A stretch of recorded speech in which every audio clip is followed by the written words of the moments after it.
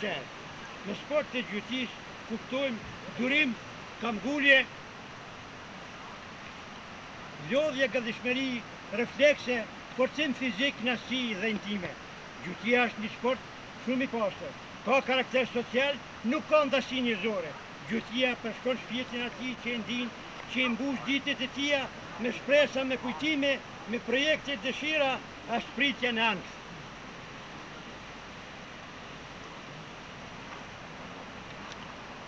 Duke mendue të shkurën është knasi dhe vujtje, duke ndirë pjesë përbase dhe jetësore e natyres që në rrethon. Gjyqia është vetmi dhe miqësi, është shëtitje me mendimet tuja, është ndjersa që kullon ndërsy.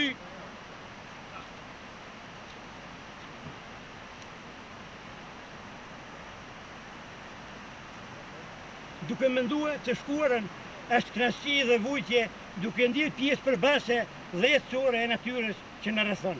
Gjyqia është vetmi dhe miqësi, është shëtitje e mendimeve tuja, është ndjersa që kullon ndërsy, është shyti i thorë në jetje, është teftoftit ndërdur, tempira, ngargria, është vesa me mëngjesit që lagë gjunit.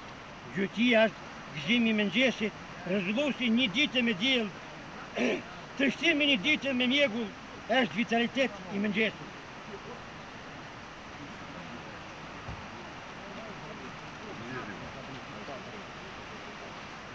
Është lodhje dhe shlodhje e mramës. Ju falenderoj për vëmendje.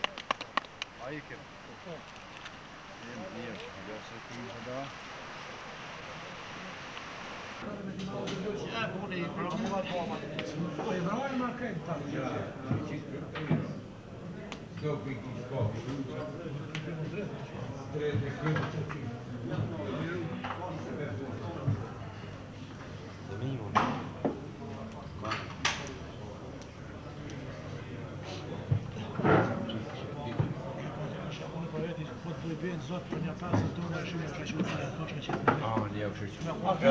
s'ka nevojë mirë që heqë, vesh kryp në pasë mirë. Ja dhe shqip, ja dhe shqip. Ka në më hodër bëtë, aty o kroni, ka marru të ljojsh, edhe jam marru atë të shimet me mloje në kajnë, më të ura kem.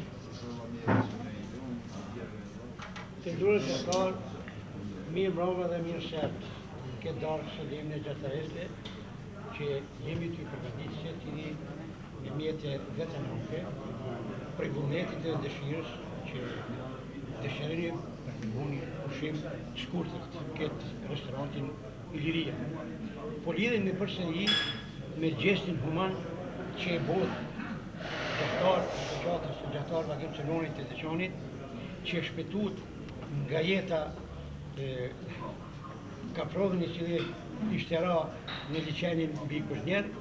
Prandaj ky gest është human, është njerëzor, është shoqëror, edhe për fat patëm edhe kamerën e bom një emision dokumentar që në një të ardhme me informua masën që gjatari nuk është ai i cili që ka të shef para tytjes dhe para zgarit e vret, por e ruan, e kultivon, e zhvillon, e rrit, edhe e shpejton nga njëherë.